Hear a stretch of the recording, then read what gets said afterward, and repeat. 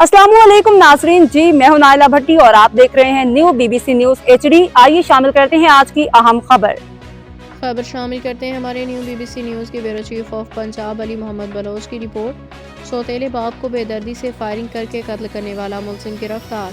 मुलजिम ने घरेलू नाचाकी जायदाद के तनाज़ा पे फायरिंग की। पुलिस लाहौर में सौतेले बाप को फायरिंग करके बेदर्दी से कत्ल करने वाले बेटे को गिरफ्तार कर लिया।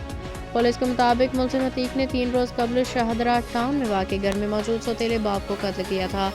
मुलजिम ने घरेलू नाचाकी और जायदाद के तनाज़े पे फायरिंग की और मौका से फरार हो गया।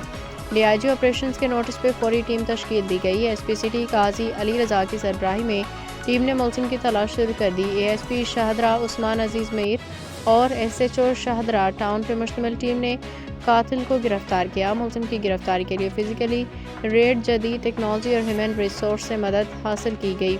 SP सिटी ने कत्ल की वारदात के मुलजिम को 2 रोज़ में गिरफ्तारी पे SHO शाहदरा टाउन टीम को शाबाश दी। अब तक के लिए इतना ही। मज़ीद खबरों और अपडेट्स के लिए देखते रहें न्यू बीबीसी न्यूज HD।